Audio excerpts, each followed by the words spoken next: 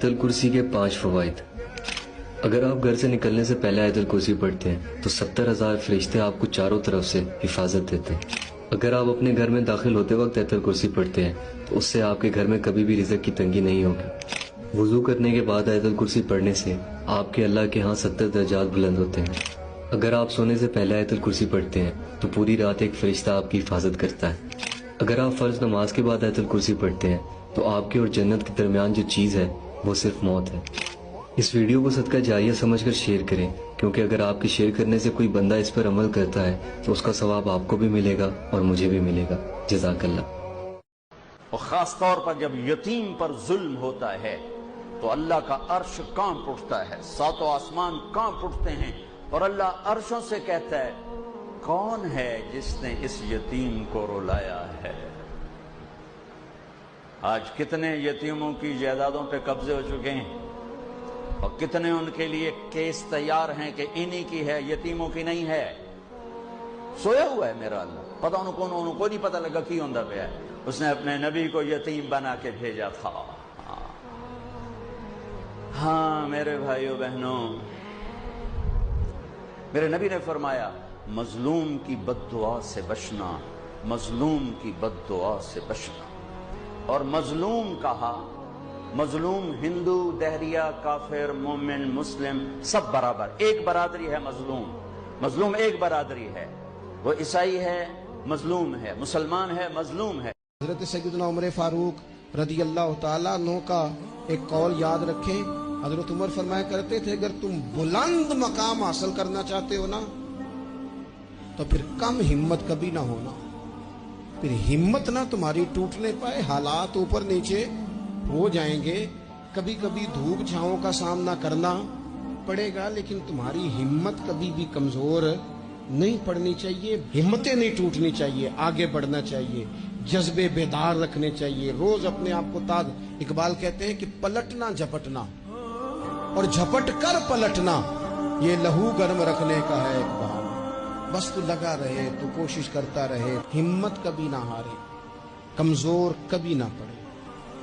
ایسا نہیں ہے کہ صحت ہمیشہ ایک جیسی رہتی ہے، ایسا نہیں ہے کہ حالات ہمیشہ ایک جیسے رہتے ہیں، لیکن جو لوگ ہمت ہار جاتے ہیں نا، جو کمزور پڑ جاتے ہیں، یعنی ایک بندے کو ڈاکٹر نے کہا ہے کہ آپ کی رپورٹیں بتاتی ہیں کہ آپ بڑے سخت بیمار ہیں، آپ دوائی کھائیں، لیکن رپورٹ آپ کی کہتی ہے کہ ان کے بچوں کو بھی کہا جا رہا ہے کہ کوئی 2 ہی ہفتے ہیں خدمت کر لو۔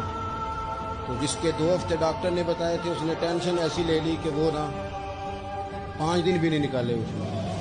اور ایک بندہ ایسا تر و تازہ ہے کہ ڈاکٹر نے کہا جی آپ کی رپورٹیں بڑی گڑبڑ ہیں، اللہ جانے کیا بنے گا، تو کہنے لگا کہ تو اپنے علم کے مطابق بات کر رہا ہے۔ نبی پاک صلی اللہ علیہ وسلم فرماتے ہیں میرے پاس فرشتہ آیا، روز دعا مانگتے تھے نا حضور امت کی بخشش کے لیے، تو فرماتے میرے پاس فرشتہ آیا تو رب کریم نے فرمایا محبوب 2 باتوں میں سے ایک اختیار کر لو۔ کون سی؟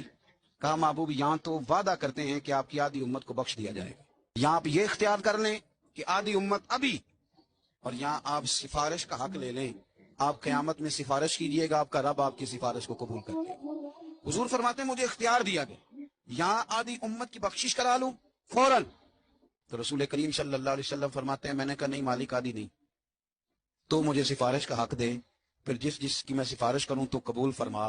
پھر پیغام حق آیا کہ وَلَسَوْفَ يُعْطِيكَ رَبُّكَ فَتَرْضَىٰ، محبوب جس طرح آپ کہیں گے آپ کا رب آپ کو راضی کر دے۔ نبی پاک علیہ السلام نے فرمایا جو رب سے نہ ڈرے پھر وہ سب سے ڈرتا ہے، اور فرمایا جو رب سے ڈر جائے اللہ مخلوق کا خوف اس کے دل سے نکال دیا کرتا ہے۔ یہ رب سے نہیں ڈرا تو یہ سب سے ڈرا ہے، اگر رب سے ڈرتا تو کسی سے نہ ڈرتا۔ اللہ 2 خوف جمع نہیں کرے گا۔ حضور فرماتے ہیں تو دنیا میں رب سے ڈر جانا، رب تجھے آخرت میں نہیں ڈرائے گا۔ وہ جو اللہ کے ولیوں کے بارے میں کہا لا خوف علیہم ولا ہم یحزنون، کیا معنی ہے؟ دنیا میں انہیں صرف اللہ کا خوف تھا، باقی کسی کا خوف نہیں تھا۔ حضور فرماتے ہیں تو دنیا میں رب سے ڈر جا، قیامت میں تجھے نہیں ڈرائے گا، اور اگر تو دنیا میں نہیں نہ ڈرے گا پھر تو قیامت میں ڈرایا جائے۔ نبی صلی اللہ علیہ وسلم نے ارشاد فرمایا ایک قبر کے قریب سے گزرے، 2 قبریں تھیں، آپ نے فرمایا کہ ان دونوں کو عذاب قبر ہو رہا ہے، وما يعذبان من کبیر، فرمایا ایسا گناہ نہیں ہے جس کو لوگ بڑا سمجھتے ہوں، ایسا گناہ جو بہت چھوٹا سمجھا جاتا ہے اور اس گناہ کی وجہ سے ان کو عذاب قبر ہو رہا ہے۔ فرمایا ایک ان میں پیشاب سے نہیں بچتے تھے، پیشاب سے احتیاط، اسلام میں طہارت کی بہت ویلیو ہے۔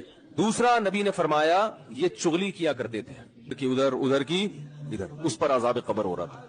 اس سے پتہ چلتا ہے کہ یہ چغلیاں لگانے والے لوگ یہ صغیرہ گناہ کے مرتکب نہیں۔ ہمارے ہاں زانی کو تو برا سمجھا جاتا ہے، شرابی کو تو برا سمجھا جاتا ہے، چغل خور کو تو کچھ سمجھا ہی نہیں جاتا، حالانکہ یہ چغل خور ایسی لڑائیاں لڑواتا ہے نا